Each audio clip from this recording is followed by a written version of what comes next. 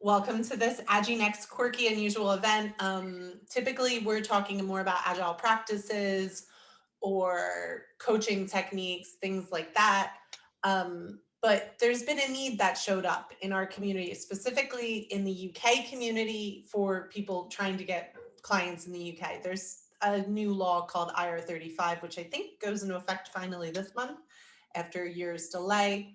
Um, and it's made it very difficult for people that do contract work and coaching work to find work because there's a lot more legal loopholes. And in general, I find for years working with the Management 3.0 community and now with this community, among others, I find coaches and people that run courses, things have a lot of knowledge to bring, but are often a bit chagrin about spreading that knowledge and selling their courses and workshops and now online workshops and courses and everything in between.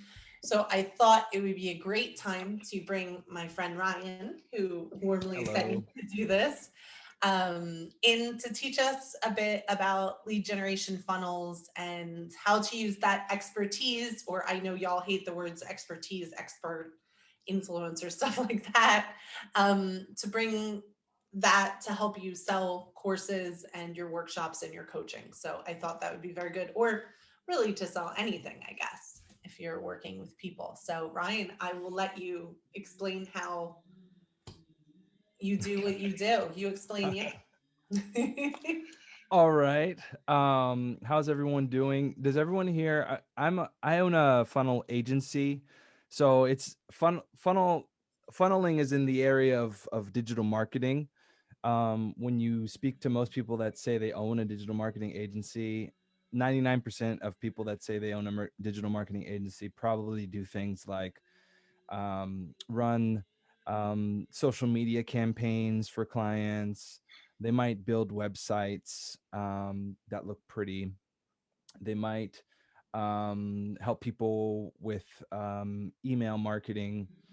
And my specialty is funnel marketing, and it's closely related to all of those things like social media, like web design, like email marketing, but it's something that's a little bit more specific.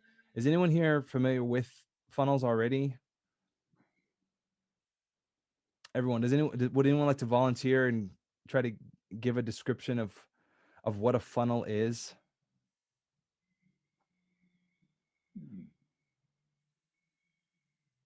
Anyone? I'll give it a go. Give it I'll a give go. it a go. Yeah. So Try to my explain. my understanding is, I've got this image in my head of this upside down triangle where you're basically trying to get interest from prospective clients and start to build a connection, then nurture that relationship to the point where they're ready to buy the product that you've got that can solve a problem that they've got. Yeah, pretty good definition. I'm gonna post here in the chat. This is my like the most bare bones, basic definition of what a funnel is. And as you can see, if everyone open up the chat, Can you read um, it aloud for those I watching can. A later? funnel in its most basic definition is a system for optimizing the buying process that capital U lead your customers through. Ooh. And that is very different from what a website function is. Lots of people confuse or have questions about what the difference is between a website and a funnel. Or I've heard that someone has a funnel, but when I go to the funnel, it looks like a website page. And the truth is, I've kept the definition broad. The purpose of a funnel is for you to be um, let's say, very particular in how you want to guide your client or your customer or your potential client or your potential customer through a specific process. Now, people have mentioned, I mean, I've used the word customer and client, which means that someone's going to pay you for something. But a funnel doesn't have to be necessarily monetized. A funnel is anything that's designed for someone to take action that you want them to take. And that's essential for you to understand when it comes to funneling or funnel marketing in general. I like to use this, and I spoke to Jennifer about this. I use an analogy often about the difference between a website and a funnel. And I like to compare a funnel to a store like IKEA and a website to a store like what's like the version of Walmart in the UK? Tesco. Tesco, yeah, Asda, something like that. Yeah. something like that, yeah. Costco. We got Costco. Or if you've ever been to like we have dollar stores in the States. I live in Spain, but I'm from America. We have dollar stores, and when you go into a dollar store, you've got a lot of stuff, but there's no organization or rhyme or reason to anything. It's basically you go into a dollar store because you probably wanted something cheap, and you probably wanted something specific. Like you might go because you need some school supplies for your kid. All right, so I need to get some pins. So I'm just going to go into this cheap store, find where the pins are, get the pin, go to the checkout, and leave, right? IKEA doesn't do that because lots of times when you go to IKEA, you want to get a credenza or like a table or a bed or one specific thing for your house. But by the time you get to the checkout and you look in your basket in IKEA, you might have 5 other things. You don't feel bad about those things because all the things that you probably put in your basket probably have added value to your house or to your life in some kind of way. And so you need to understand, well, what is it that IKEA did that the other place didn't do? Why do I have 5 candles from IKEA and a suction cup from IKEA when I'm sure that the dollar store had a suction cup, but you didn't get a suction cup there. The dollar store had a candle, but you didn't get a candle at the dollar store, did you? You bought a pen and you left with a pen. And so there's certain things that IKEA is doing that is important for anyone that's concentrating on marketing, on concentrating on customer journey, should be zooming into and analyzing. And that's, well, what happened?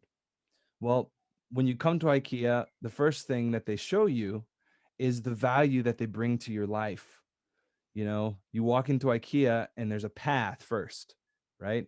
You have to stay on that little path. You can't veer off the path. There's no other way to get to the checkout besides going down the 5-kilometer long path to get to the checkout. And what have they done along that path is they've created um, demonstrations of the value that they can bring into your life. And so they don't just show you a suction cup. They'll show you a whole bathroom completely completely done, decorated, and you might see like a little toothbrush holder that's being supported by a suction cup. And you're like, look at that suction cup. Look at what it's doing. It's holding up those toothbrushes. I need that suction cup. Well, IKEA makes it easy for you. You've seen the suction cup. Now, right next to that little bathroom display, they happen to have a basket full of suction cups on sale for $1.99. So you say, I'll get a couple of those. I could use this suction cup in my life because IKEA has demonstrated the value to me. So you pick up the suction cup and then you continue on your journey and rinse, wash, repeat.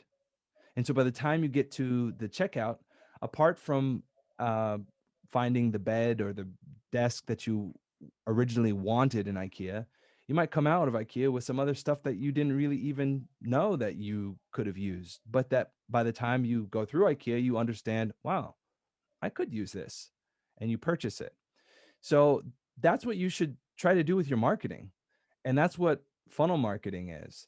Um, IKEA has strategically placed these things because they know what actions they want you to take. They're not leaving it up to chance. Now, it's a numbers game because, of course, there's some people that are going to ignore suction cups. But there's plenty of other people that are going to look at the suction cup and say, that brings value to me. So I'm going to create a way to demonstrate that value, and then an easy way for people to actually pick up the value and put it in their cart. And then continue on their day. And the key takeaway here is being deliberate about what you want and what goal you're trying to achieve. So that's my little IKEA analogy. It usually is pretty effective for most people when I speak to them about when they have questions about, well, why do you call a funnel IKEA and a website the dollar store? The website is a place where you just have everything. A website is designed for people to search and look around and browse and maybe find out about your service, about what you do. It's a place for curiosity, and websites are very useful. You want to have a website that portrays and communicates effectively what it is that you do, but it's more of a resume. It's more of a place where people can kind of go around unfettered. And most websites, especially most coaching websites, are designed in a way that you give no preference to what people are doing on the website. Whereas a funnel, you place an extreme amount of importance on what action someone is going to be taking on a specific page. And so, to give you an example, I'll ask a question to Pete. Do you have a website? Yeah. What's your favorite part of the website that you have? My favorite part, I think the section where we've got articles and knowledge in. Yeah. Why is that your favorite part? Because it changes more often. It allows us to modify what we're saying, whereas some of the other stuff is more, I guess you call it boilerplate, standard. This is what we do. This is and that hasn't changed a lot. Whereas the other areas where we can put in our own thoughts and thought leadership type things are a bit more interesting. Okay. And what is the do you control any numbers on your website? Are people going mostly to that section? What is Yes, but a lot more people go to that section than they do to the other sections. In fact, sometimes I feel the other section is for a procurement person to say, is this a legitimate company? Do they look sensible? Whereas most clients would go to look at some interesting article, probably because I've sent it to them. Okay. Which makes them come in that way. And so usually once they've seen an interesting article that you've written or published, what happens next? I probably talk to them. Okay, so when they've watched when they've read an artiple, how do you contact them? Yeah, they might. Yeah, so I can tell who's been in where, or they might contact me, or often we're moving more towards using LinkedIn as the place where we send our articles from the website, and then people come in and out from there. So actually, that's how we find out who's looking at it, when they like it, and all that sort of stuff. And I often might chat to them on there. So it's a sort of an interaction, but it starts with us writing the article on this website, and then it sort of goes out into other social channels. So I don't have to bother capturing all that building all that stuff around liking things. That can be done elsewhere. Okay.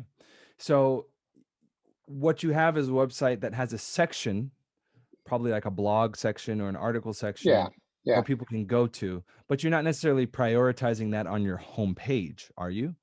Yeah, because we have banners that come up. So if we've written an interesting article, that homepage, the banner at the top, the slider at the top might highlight a particular article we've written or a subject that people seem to be interested in. So we'll try and push that if we've got a marketing campaign on that.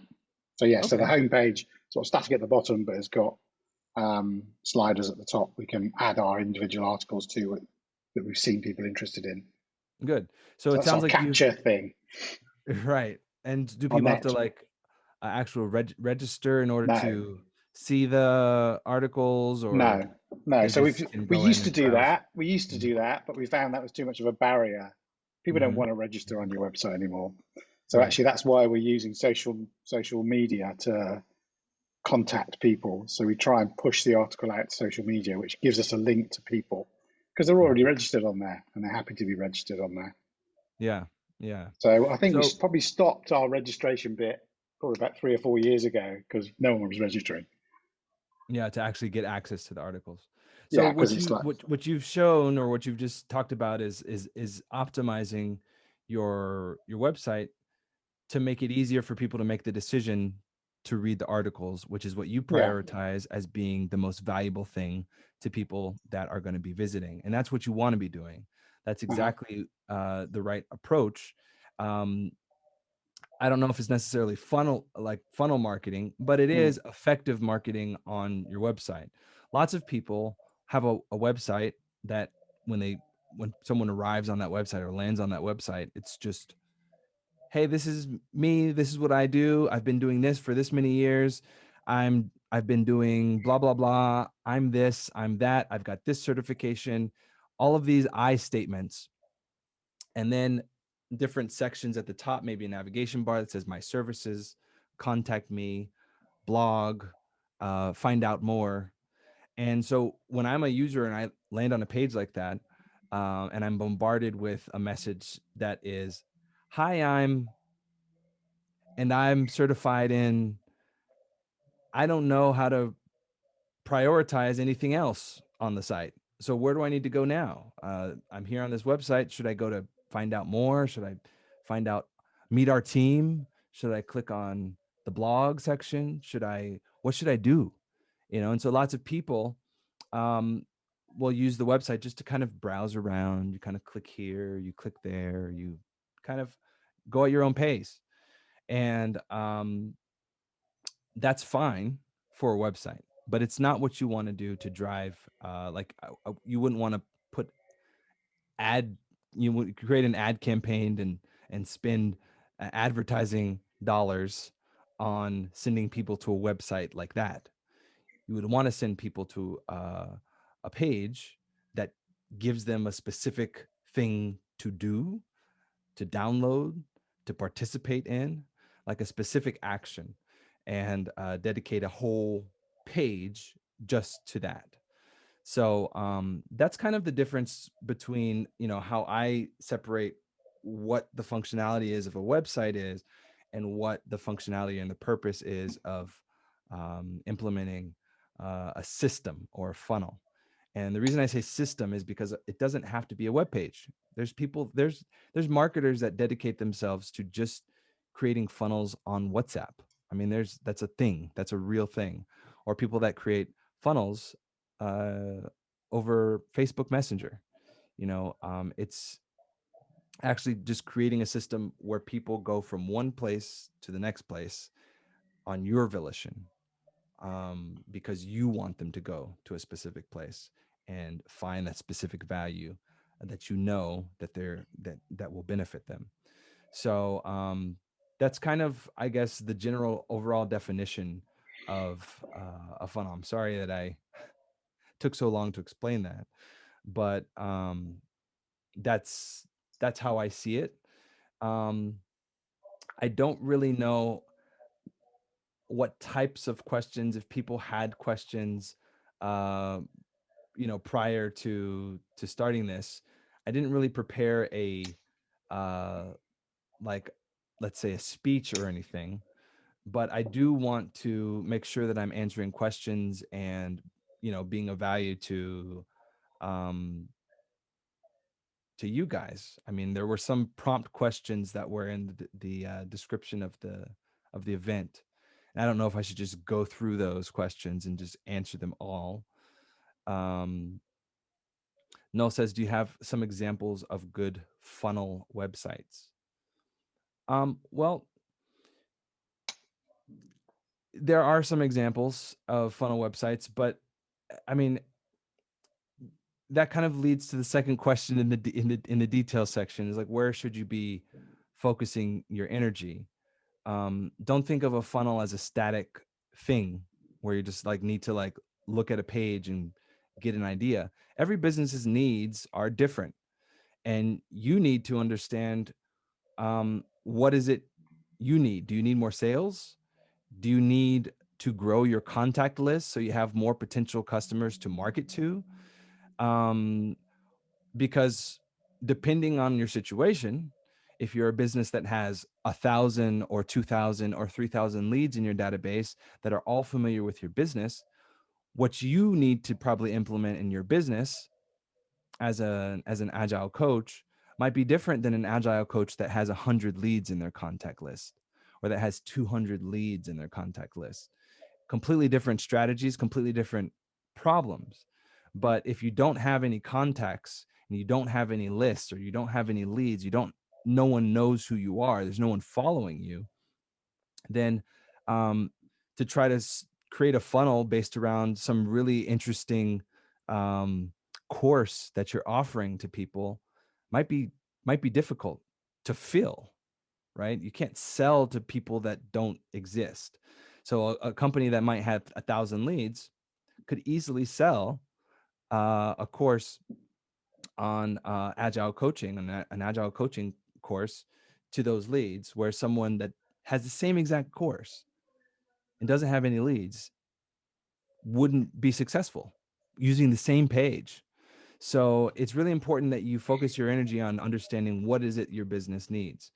And there's several types of funnels. Like I said, a funnel is not static. There's basically 3 phases to a funnel, and I guess 3 mini funnels within the funnel process. There's funnels that are designed for lead generation, right? And those are funnels that are designed specifically for you to build a contact list. Those types of funnels are funnels that will give you very easy to consume, easy to digest information. Could be lists, could be PDF resources, could be guides, could be downloadable resources, could be blog articles. It could be a host of things that is very easy for people to say yes to saying yes to. I mean, it's like, could I give you this free information on how to make your business more productive? Just leave your details here. That's a very good strategy if your goal is to actually increase the number of leads and contacts that you have. Then we have a second type of funnel. And the second type of funnel is the most complex type of funnel. And this type of funnel is an educational funnel. So the first type is a lead generation funnel, right? Just to build leads. And the second type of funnel is an educational funnel. So an educational funnel is something like a masterclass, a webinar, it could be a mini course, 5-day mini course. And what's the purpose of an educational funnel? Well, it's in the name. An educational funnel is designed to get people to know, like, and trust you, because no one is going to buy your product because you gave them a guide, right? Lots of people are like, I gave them a guide and I'm going to pitch them my $1,000 course. Probably won't work. You're going to need to educate people, and you can do that through many ways. Like I mentioned, those different types of educational funnels, and the whole purpose of that is to bring them closer to your business, for them to get to know you. Lots of times we use both of those funnels in conjunction. So we use a lead generation funnel to build leads. Once you have leads, then you can later talk to those leads, generate a conversation based around a webinar, something of interest, an event like this, for example. And people can register for that event, sign up for that event, and then you can deliver a lot of value on in that amount of time. Now, what's the downsides to using an educational funnel versus a lead generation funnel? Anyone? Can anyone What's guess? interesting is I was thinking, just comparing, because Peter's business, Modulearn and Aginext, are similar audiences, different products sold, because his is more of an ongoing relationship versus ours would be an occasional inexpensive event. So his would be more, I guess, B2B versus ours is like individuals, B2C. Yeah. So we'd love B2B. What was interesting is we've constantly invested in social media, but it doesn't usually convert. Like we feel we have to be there. So maybe that's kind of educational, lightweight, but we see direct sales usually happening through email campaigns. So everything drives towards getting leads on that site. Versus I work for a company, Salesforce Europe, that's a sales outsourcing company. And by far their most successful is, like, we do all the organic search, et cetera, but the most successful is paid advertising to go to specific, very short landing pages, like one screen for ebooks. And then that filters into the new email, into the HubSpot, which then they get emails and they get contacted eventually by the team. By a sales rep or something like that. Yeah. That's So the two very different styles. But I mean, they're two different styles, but they're still being used in conjunction, right?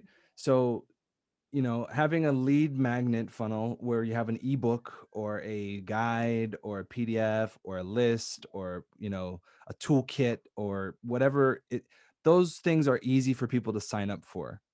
It's a great way for you to get information.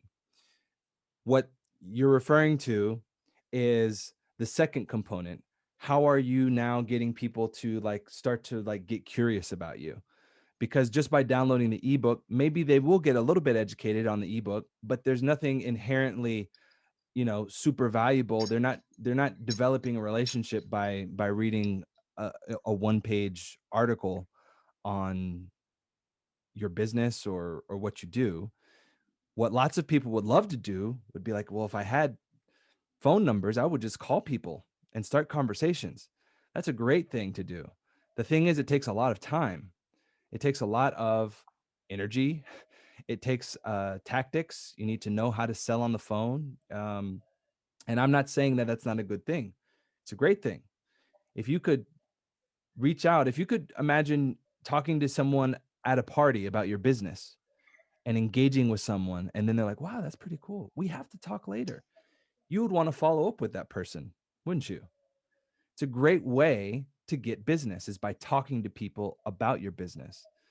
The hard thing and the difficult thing is that's hard to scale, right? I can't have a party every week and invite people to my house every single week and then start an organic conversation based off of, you know, what cocktail they're drinking and then slowly ease into, you know, what they do and then talk about my business. But if I could do that, that would be awesome. It would just take a lot of my time. The same thing is what we try to emulate. We try to emulate that relationship building through a funnel, right? So rather than have someone call, which you can do, and that's lots of sales teams that are, especially that are doing B2B, are going to have someone that's calling, right? Calling people that have downloaded the ebook, you know, and they'll start a conversation. You download that ebook link? Awesome. Well, we got your information. And I'm calling you from whatever company. And I was wondering if you had a few minutes because I'd love to talk to you about a really great offer that we have. People on the phone are much different because they can hear things like tone in your voice. They can interact with you. But when you do things that are like a webinar or something like that, um, you're putting distance between people, which means that you need to dedicate often more time. So the great thing about webinar is it can educate people on a service or on your product. But the downside is the people that are going to be watching the webinar need to schedule out an hour, 2 hours of their day to do that. Right. So as the relationship building gets stronger, the amount of time that you need to invest to make that relationship strong increases. And so that's the point of the educational element of the funnel is you're developing that relationship. You can do a shortcut and you can hop on the phone and call someone, and what you can accomplish maybe in a 20-minute call might be even more powerful than what you could do in an hour and a half long webinar. Why? Because of all that interaction I was talking about. And you could maybe even do it quicker in person. If you went to someone's house and knocked on their door, and said, hey, I see you downloaded this ebook. I'm knocking on your door to talk to you about it. People would be like, well, first of all, they'd be weirded out. They'd be completely weirded out. That's the honest truth. But they would be fucking surprised. They'd be like, this guy, It must work for Jehovah's Witnesses. I mean, hey, this is not a joke. I mean, this is real. This is about how are you actually engaging with people? And if you know that you're someone that's very charming, then you want to get in front of people, and that's a great way for you to sell. But it's hard to scale that way. And so that's why we do things like create webinars and mini courses and all of these things. It requires more time. It also means that a lot of the people that might actually register for these types of events, or that you might market these events to, they might pass them by. So it means you need to have more people, right? That's why it's important that you have a list of people, because if you're just trying to pitch a webinar to a list of 20 people, well, the amount of opportunity you have to convert those people into clients is less, right? As if you had a larger list. So that's why the list gathering part, or the lead generation part, is usually first. If you already have a lot of leads and you already have a big list that's familiar with your product, you can go straight to the educational part, right? And the third type of funnel is the conversion funnel. It's the last step. It's how are you getting people to go from, okay, you've just talked about your business, you've developed a conversation with them, a relationship has been established. How do you get them to go from, I've watched your webinar, to, okay, let me purchase your course, right? And people conflate all these things all the time, because people are like, well, I got the lead gen, I've got the ebook, why don't I just pitch them my course now? It depends. It depends on who your audience is. It depends on your price point. It depends on how much, how available, or, how much they're willing to spend on a course. And so an effective funnel is going to use at least one or two or all three of those elements. And a conversion funnel might just be a simple sales page where it's like, here's a summary of what you learned in my course. Click to buy. And say that. I couldn't hear you. Wanted to read what's in the chat because it's very interesting too. Because I haven't been has offered. No, that's my job. I'm the facilitator. You chill. Yeah. Nadine, who's running a workshop at our event, which is exciting. She has written, I have a lead magnet checklist people can download. They get 10 automated emails as a follow-up, which is very good practice that I tend to suck at. As a follow-up, in which I explain how to implement the topics in the checklist. She said, I think you need 5 to 7 contact points, goal building list, and get a sales call. I've heard even more. So I think that's great if you're doing 5 to 7. I've heard anywhere from like 7 to 15. Nadine also says, in addition, I have a monthly free discovery workshop. People can sign up to this. This is an interactive live workshop to talk about their needs. I think that's very interesting because I know a lot of coaches in our community do the free sampler, but which better was not at scale, but it's usually one-on-one, half an hour to decide. For life coaches, especially, that's a very common thing. And then Nadine shares a link to her checklist for virtual team heroes, which is in German. And Noel said, thank you, Brian, that needed to jump. But I think that's a very interesting thing. But I would suggest that if you're getting it in 5 to 7 points of contact, you're doing better than most, Nadine. So that I think that's a very optimized.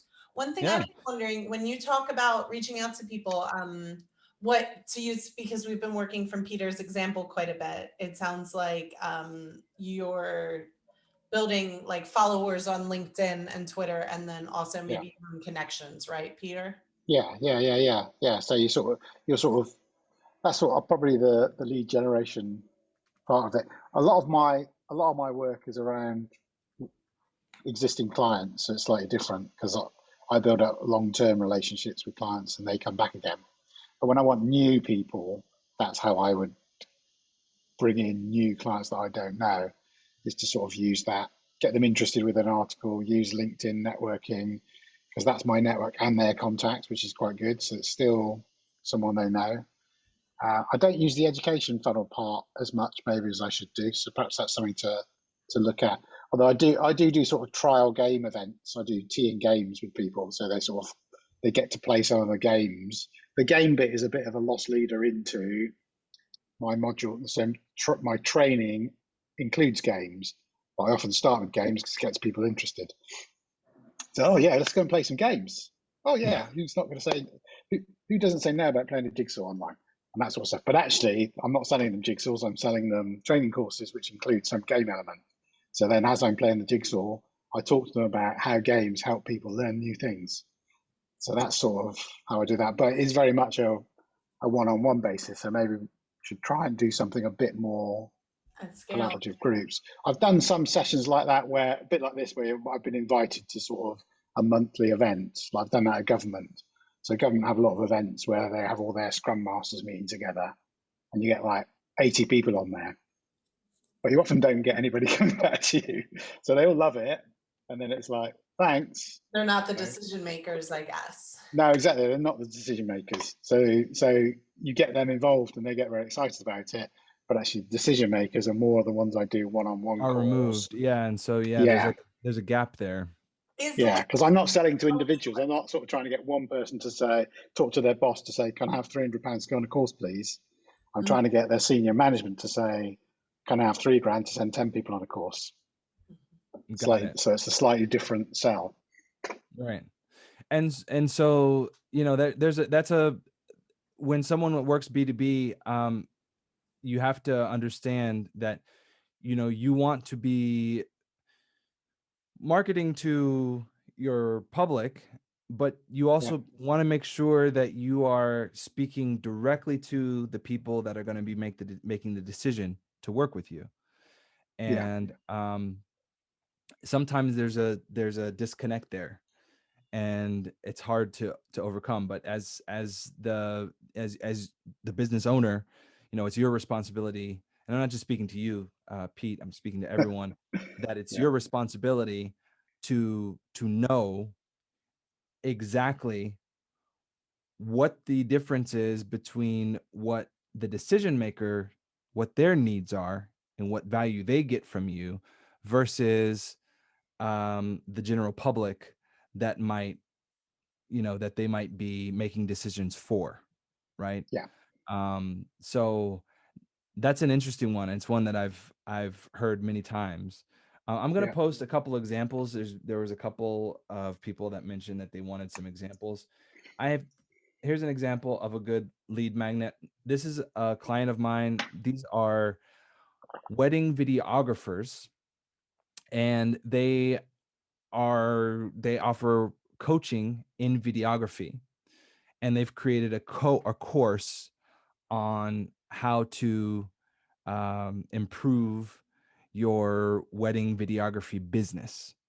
And so the way that their particular funnel works is they have a lead magnet, and the lead magnet is downloaded. And once you've downloaded the lead magnet, you get contacted. I think there's 7 emails that will happen once you've registered to get the lead magnet. The first email is just the actual information that you've asked for, which is the actual document.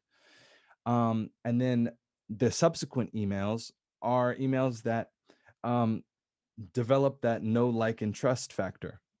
They're not emails that are like, we've got a course, join it now. Like, you don't want to start off with something like that. You don't want to sell. It should be the 80-20 rule. And 80-20 rule is 80% value, stories, and entertainment. Okay. Those are the things that you want to focus on in general with your communication, whether it's through email sequencing, or if you're doing email sequencing in combination with posts online. You want your posts online to be 80% value-based and only 20% offer-based. You don't want to always talk about your brand new course. You don't always want to talk about the brand new deal you have for new coaching clients. You should, speak about those things, but it shouldn't be what all of your messaging is about.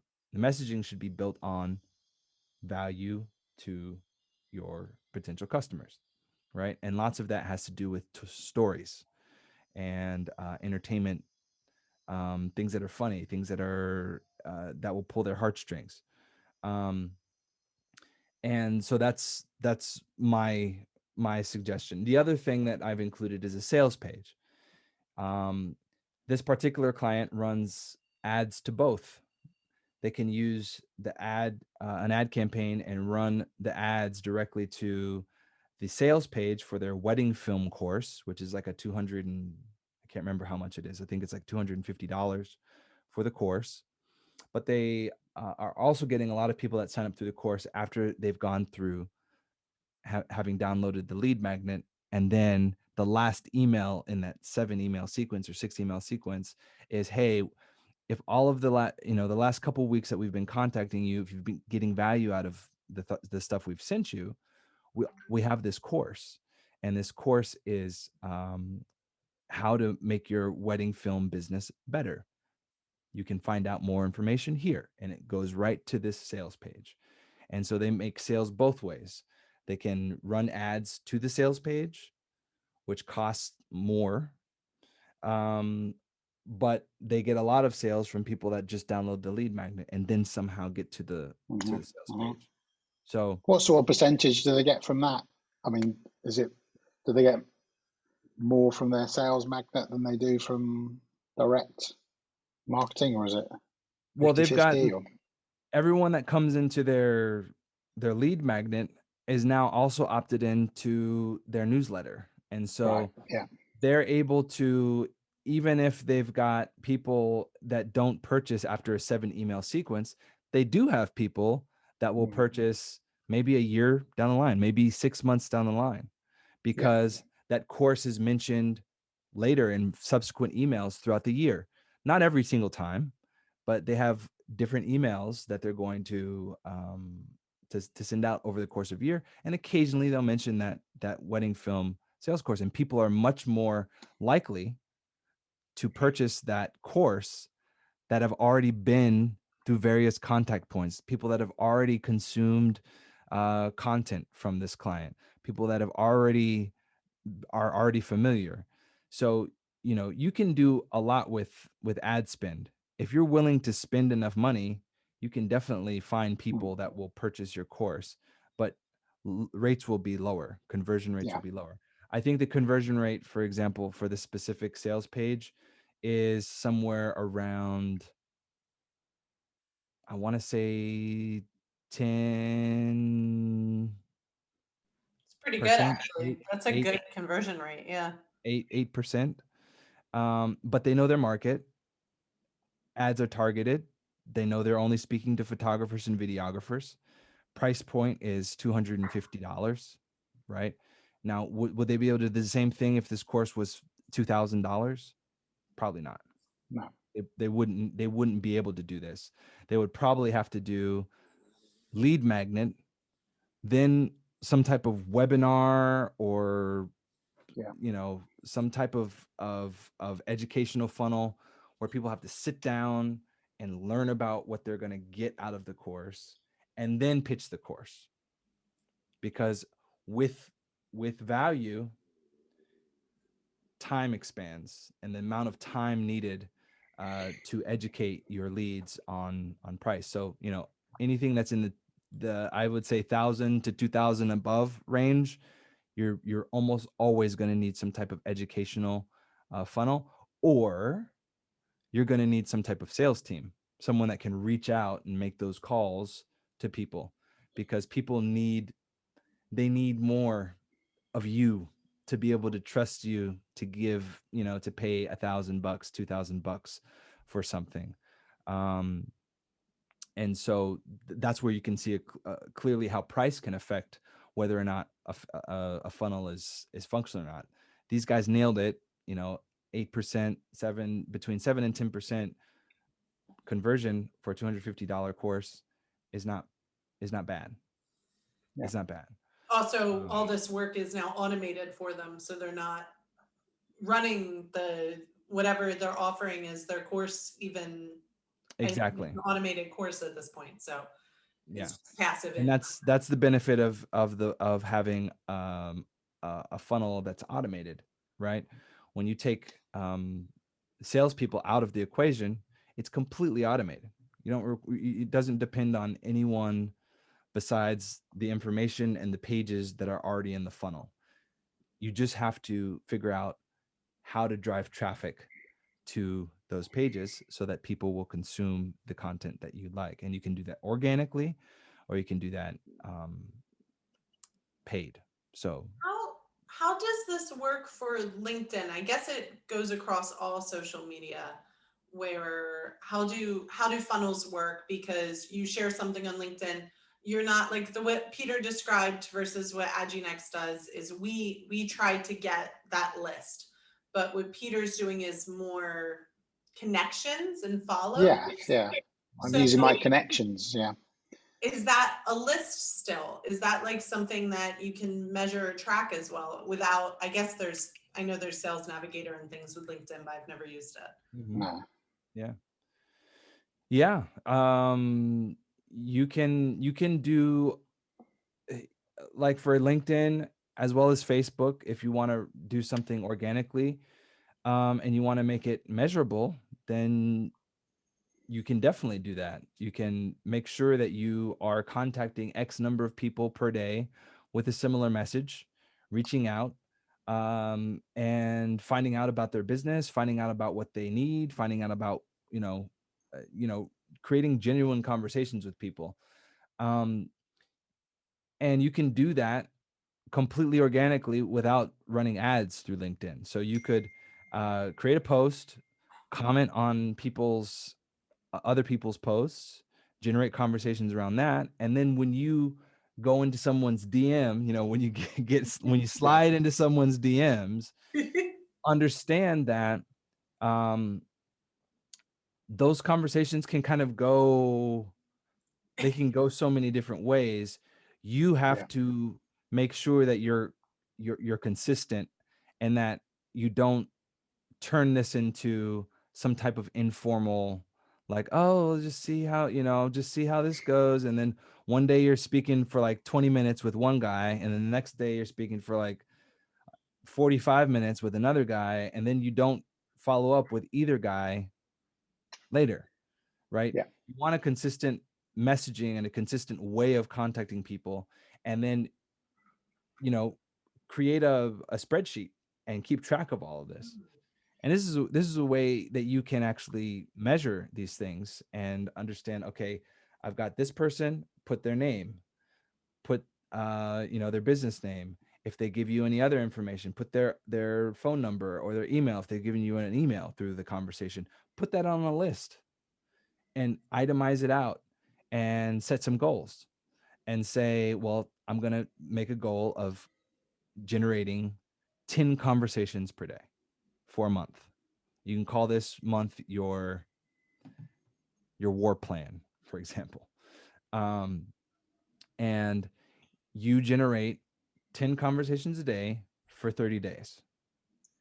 And with each of those conversations, the conversation should lead them to a specific thing that you have determined you want them to do, which is either register for your webinar, sign up for your lead magnet, or check out your sales page for this new course that you've created. But the conversation should be specific, and you should know exactly where the conversation is going with each. If someone's not interested in what you have to say, that's fine, right? They still go into the spreadsheet and you continue to move on. And that is how you would do this completely organically without having any type of, ad spend or anything like that. Things like Sales Navigator help with this type of process, but effectively what you're doing is creating real conversations around your authentic self, right? you whether or not you're using a webinar or whether you're using ad spend, the process is actually the same. It's just, is it automated or is it manual? There's parts of it that you can automate, and there's parts of it that you can keep manual. There's a trade-off though. Everything is a trade-off, right? The thing about organic marketing is it takes time. And It you takes lots can't of do time. bullshit. I feel like we're, at least I'm more likely to shut off on LinkedIn when I'm served up a plate of bullshit. Than, Yeah. Yeah. Especially Yeah. the worst one is, oh, we've got common interests. Can I be your friend? just don't Yeah. put And then it you go, on. yes. Like, And then you get the next thing they send is a massive long message going, A lot, oh, I like just a, want to yeah, tell you. exactly. never add a comment when you're trying to add And I photos. immediately go, delete, because they're not really my friend. Yeah. So And that, that's why organic is hard, because you yeah, fall into like it's very easy for someone that's in that position that are doing these type of these mass messaging techniques. They don't want to go through the trouble of like saying, "Hey Pete, how's it going?" and then wait yeah, for a response, and then send a message, and then wait for your yeah, response, and then send yeah. another message. They'd rather just say, "Hey Pete, how's it going?" Wait for your response, and then as soon as you respond, they're like, Boom! Yes, and exactly. they're like, "We specialize in," and they give you all their specialties, and they give you a link to the sales page and all of Yeah, this stuff. yeah, And we see it all the time, and it's so inauthentic. It's so annoying. You feel that yeah, it's not even real, because it only took them 20 seconds between your response to write out like a 50 yeah, paragraph Copy paste, or message. it's automatic. Yeah, now there's AI and stuff that does it. Like, I got Right. tricked by one the other day. It was a pretty good lead gen tool, and it turns out they were selling a lead gen tool, and they were like, oh, I saw your profile, I really liked this specific recommendation by this person about this, Yeah. and it was all AI. There's no shortcut to being authentic. There's no shortcut to you being you. You can automate some stuff, and maybe AI can help you, but the truth is people appreciate being upfront. And if you're going to put someone through like a pre-recorded webinar, for example, which I've made a lot of for some of my coaching clients, a pre-recorded webinar, you should make it clear if you're going to make people participate in a webinar, and it should be clear that it's pre-recorded. Yes. You should tell people that this is pre-recorded, but that, for example, you might be monitoring the comments live, for example, or whatever the situation is. Be upfront about it. Be completely upfront and transparent. People are much more forgiving that way. Whereas if you try to pass yourself off as, you know, someone that genuinely cares, but it's an automated message, and you're putting together this webinar and you're trying to make it seem live, but it's not live, people are privy to it now. I mean, people know about these things. Maybe 5 years ago it would have worked, but now there's no real way around that authenticity. It doesn't mean that you can't use automation. It doesn't mean that you can't use a funnel. It doesn't mean that you can't use a sales page and be salesy sometimes and talk about how great your course is. You can do all those things and still be the person that is you, and still, because that's what people care about. People don't care about your course. People don't care about your business. People don't care about they don't care about any of that. The only thing that people care about is whether or not they can trust you. That's why when someone goes to you and says, "Hey Pete," and I keep using Pete, I'm going to use someone else's name. Ava. Is it Ava? Ava. Who I've been seeing there, sitting there quietly. Ava, I just had the absolute greatest experience with this coach, and he specializes in helping people that wear earphones. Are you wearing earphones? You know? And so I think that this would really be awesome for you, because I know you use these earphones all the time, because I see you on the Zoom call and you're using these earphones. He changed my life. I use earphones too. Can I give you his contact information? If your best friend went to you and told you that, you would probably be like, yeah, like, okay, he specializes in people that wear earphones. Okay, Like, send me his information.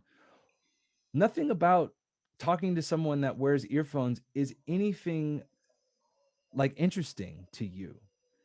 What's interesting to you is that someone you care about, a friend, a neighbor, a family member, has taken the time and the trouble to like think of you and say, I think this would benefit you because I know you and you know me.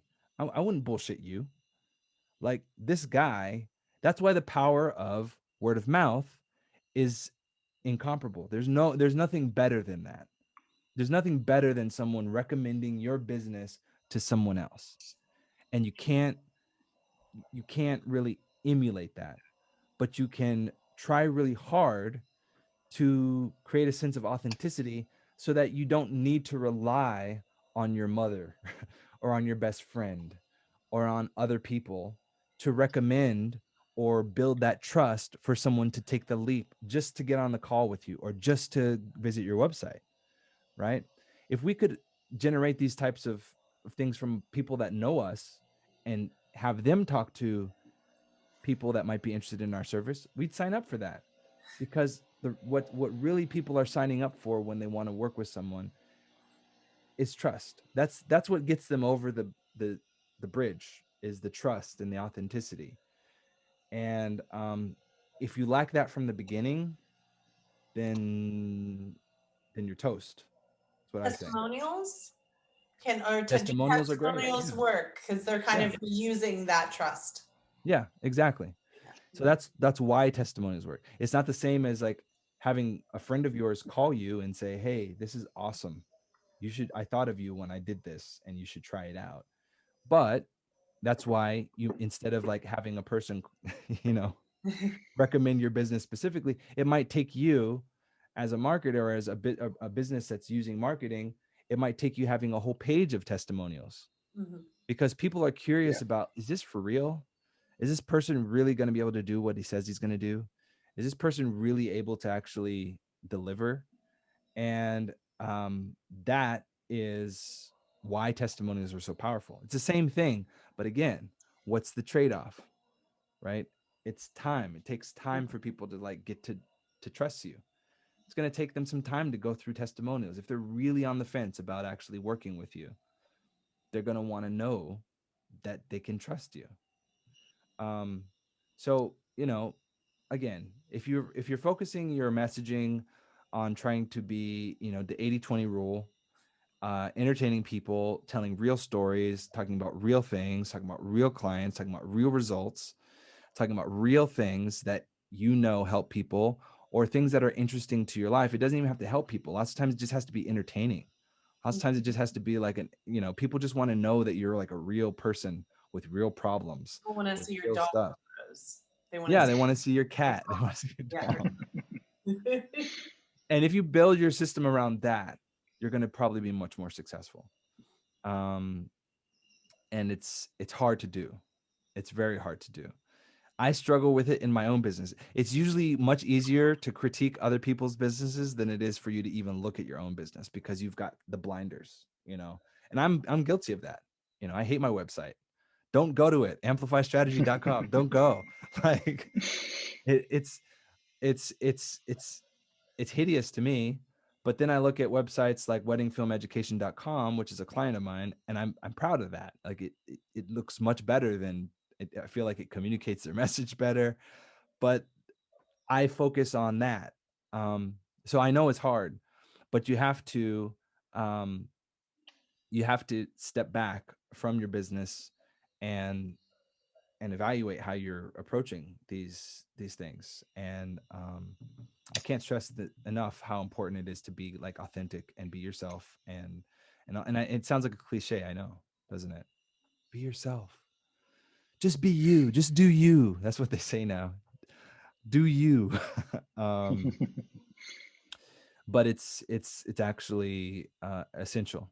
And if that message is communicated through every element of every part of your funnel, through your lead magnet, through your daily posts on Facebook or LinkedIn, through the webinar that you send people to, if that same message is communicated and repeated, it becomes a lot easier for people to know, like, and trust you, and find out more about you and work with you, and maybe sign up for a call to get on a call with you. Do most people here get on calls to get their clients, or how's it work in agile coaching? Is it mostly word of mouth, or are lots of people relying on word of mouth here? Direct contact mainly for me. So going back to people, the same people, having regular meet. It used to be going for coffees. That would be good, wouldn't it? Yeah. But now it's much harder with trying to say, oh, you don't say, let's have a quick Zoom call Right. for a catch up. It's not quite the same as I'll meet you in a cafe, buy you a drink. So Yeah. it's harder now because it's more transactional on Zoom. So so you have to think of a reason for going on a Zoom call with someone. Yeah, you've got to think of a reason, but you can have more Zoom calls. So you could have like 7 or 8 Zoom calls lined up in a day. Absolutely. Whereas Absolutely. coffee, you might just do that once or twice, maybe. Yeah, it's quite ineffective, isn't it? So, but it's a trade-off, because if you know that someone, if you already know that someone, you can help someone, and if you pretty much already know that you're going to be able to help someone, you invite them for coffee, you're probably pretty confident that after that coffee has been drank, something is going to come out of that.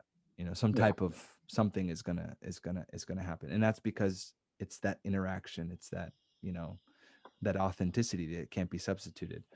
But it can be enhanced, right? It can't be substituted, but you can do things to ensure that you come across as authentic and likable and trustable. Not talking about yourself, talking about them. That's what IKEA does, right? They don't say, look at this great suction cup.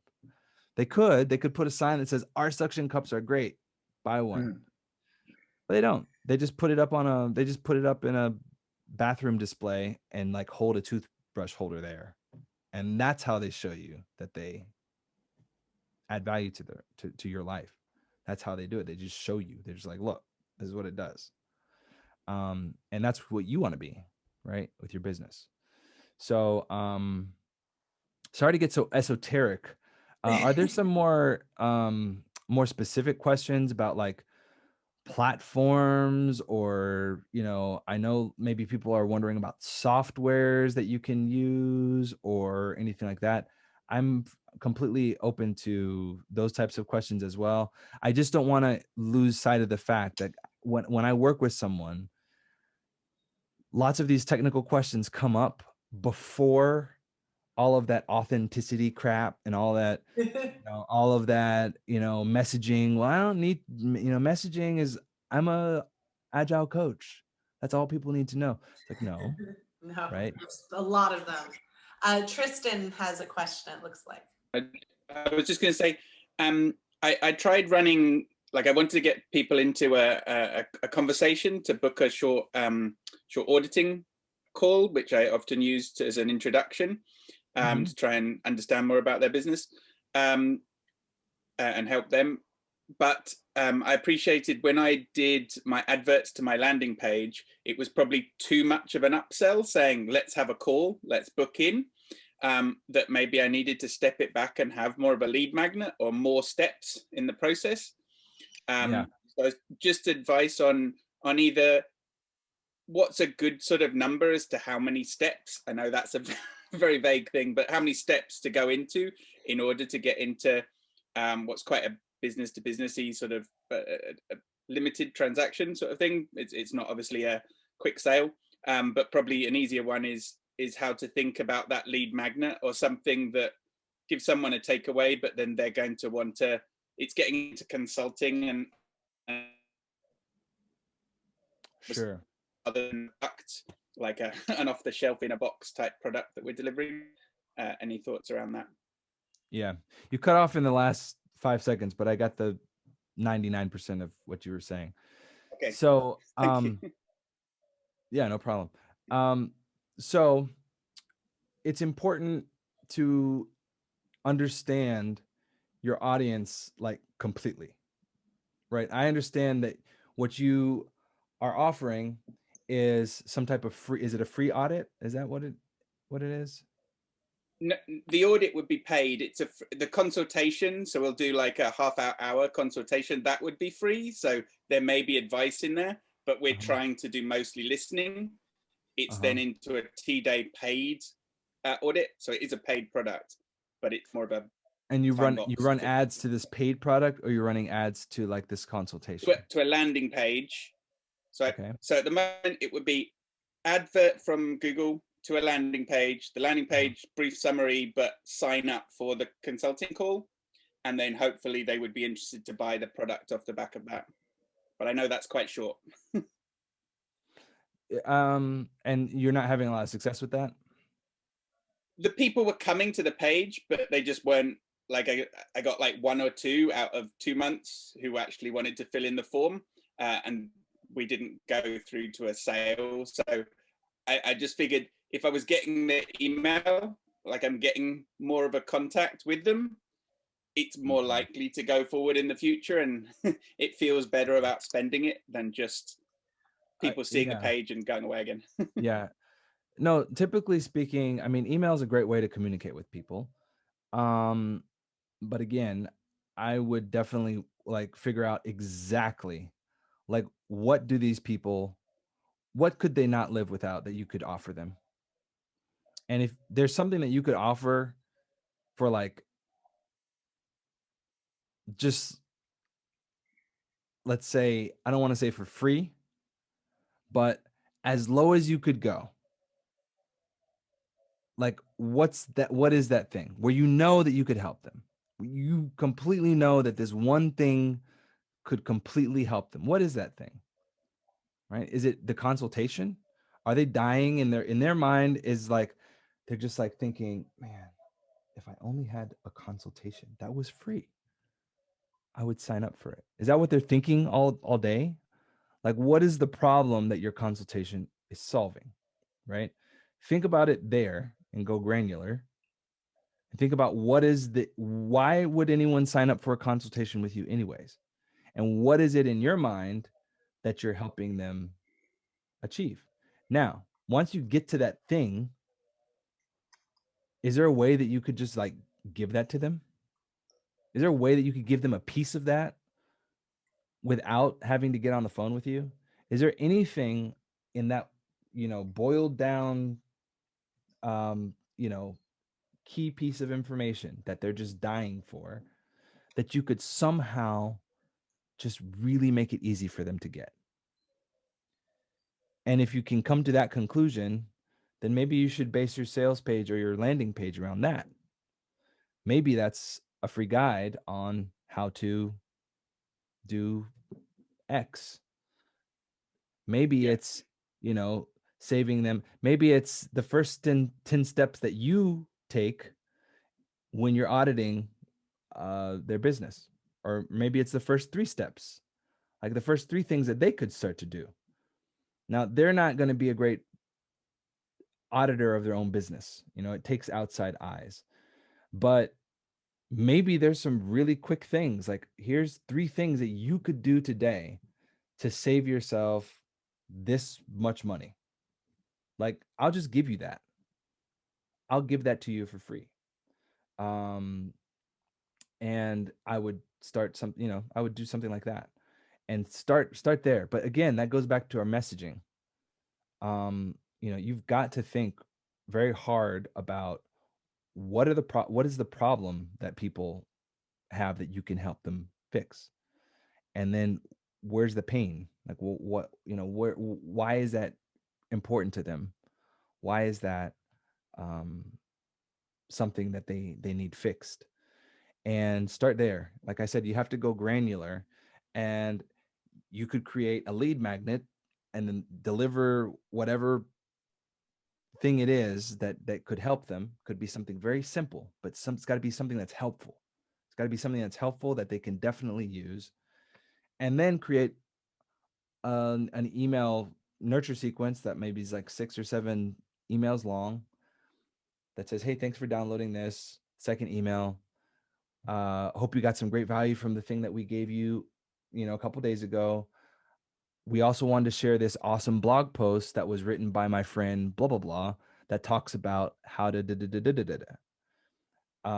the next email could be, here's a great video that we made on how to help you blah blah blah blah blah. It's focused on them for all of the emails except for that last email. In the last email, you can pitch your free consultation. If we've been in contact with you for the last couple weeks or last week, we offer this free consultation to people that have expressed interest, and it's completely free. Sign up here, and there's a link in the email. Awesome. You could do something like that. Try that. I've realized we've superseded our time box, and being agile coaches, they're very serious about their time box for their stand-ups, etc., their retros. So I do want to wind it down. What is the best way for people to get in contact with you, Ryan, if they want to follow up on this? They can go to amplifystrategy.com/schedule if they want to jump on a call with me. I'd love to talk to them about their business, about anything. I specialize in helping coaches and course creators. So those are my main. That's my jam. That's who I work with. I've created lots of courses for lots of people.